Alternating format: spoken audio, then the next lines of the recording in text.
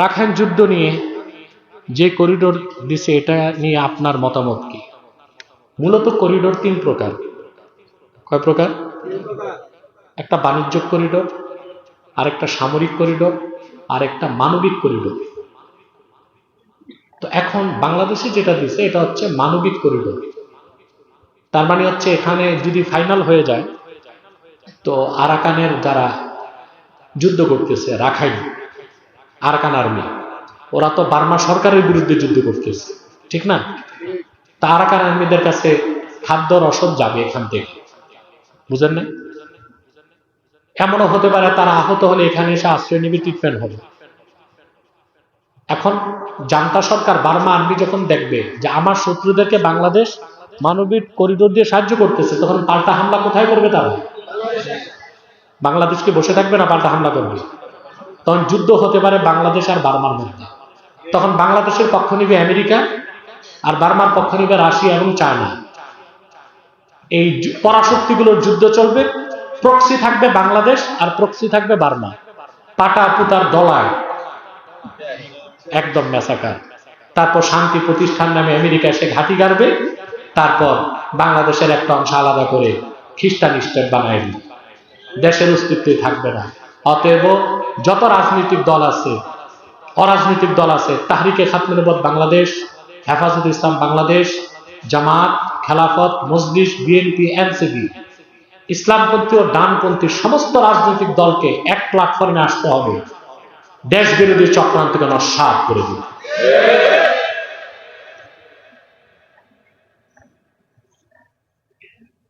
ভারত পাকিস্তান যুদ্ধে আমাদের মুসলিমদের এখন কি করা উচিত? আমাদের উচিত হচ্ছে দোয়া করা, যেন পাকিস্তান আর্মি ভারতের 20 দাঁত ভেঙে দিতে পারে।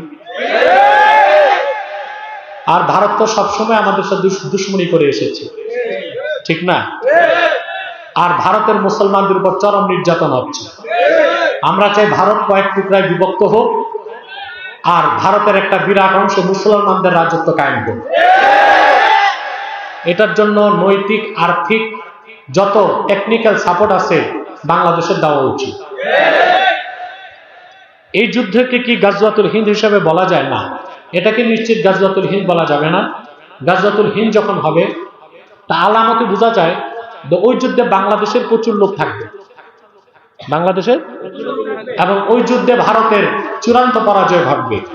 এবং গাজওয়াতুল হিন্দের বিজয়ী দলটাই ইমাম মাহদি যখন বের হবে, প্রকাশ পাবে, তার সাথে একত্রিত হয়ে যুদ্ধ করবে। আমরা আপনাকে রাজনীতিতে চাই, এই বিষয়ে আপনার মতামত কি? আমি চাই রাজনীতি করব না, রাজনীতি শিখাবো, কোনটা ভালো?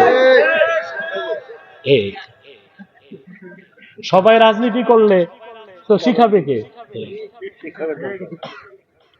একটি জুমার মসজিদে আগে নিয়মিত 5 ওয়াক্ত নামাজ জুমা আদায় করা হতো। মুসল্লির সংখ্যা বেড়ে যাওয়ার নতুন একটি মসজিদ নির্মাণ হয়েছে। বর্তমানে সকল মুসল্লি নতুন মসজিদে নামাজ আদায় করে পুরনো মসজিদটির অর্ধেক অংশ ভেঙে ফেলা হয়েছে, বাকি অর্ধেক অংশ মুয়াজ্জিন সাহেবের থাকার জন্য নির্ধারণ করা হয়েছে। শরীয়ত অনুযায়ী সেখানে থাকা কি জায়েজ হবে? খুব ভালো প্রশ্ন করছেন, মনোযোগ দিয়ে শোনেন। মসজিদের জায়গা যদি কোনো মুসলমান দেয়, কে? লিখিত দরকার নাই, অর্থাৎ কোন মুসলিম আল্লাহওয়ালা সীমানা দেখায় দেয়, ওয়াকাফতু হাযিহিল আরদ লিল্লাহ, বাংলায় যদি বলে এই জায়গাটা আমি আল্লাহর সন্তুষ্টির জন্য, মসজিদের জন্য ওয়াকফ করলাম। তারপর একজন মানুষ যদি সেখানে নামাজ পড়ে, ওই জায়গাটা মসজিদের জন্য ওয়াকফ হয়ে যাবে। তাহতা সারা থেকে আসমান পর্যন্ত মসজিদের হুকুম। কি?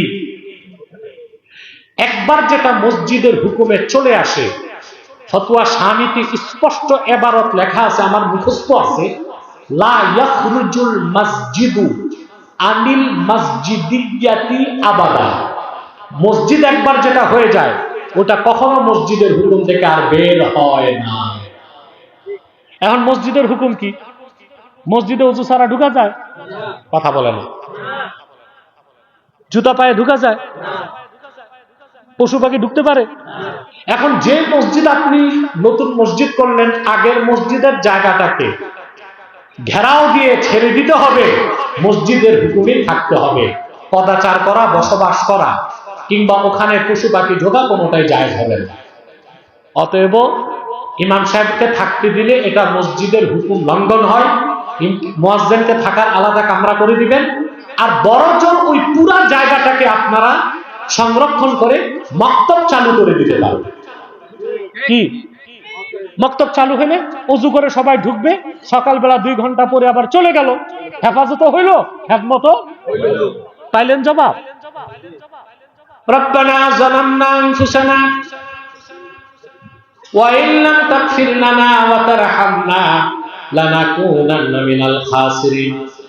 আল্লাহ তাআলা ছোট ভাগ যুব সমাজ এলাকাবাসীর উদ্যোগে আয়োজিত আজকে 20তম তাফসীরুল কোরআন মাহফিলে তোমার অসংখ্য নেককার বান্দা পর্দার আড়ালের মা বোন নিয়ে হাত তুলেছি। আল্লাহ এতগুলো মানুষের মধ্যে যার দুটো হাত তোমার ভালো লাগে আল্লাহ, তার দুটো হাতের বিনিময়ে আমাদের জিন্দেগির সব গুনাহ খাতা মাফ করে দাও। হৃদয়ের গভীর থেকে দোয়া করি আল্লাহ, হৃদয়ের অন্তরের গভীর থেকে দোয়া করি আল্লাহ, তোমার আখিরি নবী নূর নবীজি আমার মুহাম্মদ মুস্তাফা সাল্লাল্লাহু আলাইহি ওয়াসাল্লাম আজ থেকে 1000 বছর আগে দুনিয়া থেকে বিদায় নিয়েছেন। হায়াতুন নবী হিসেবে জান্নাতুল ফেরদাউস রওজা মুবারকে বিশ্রাম নিয়েছেন।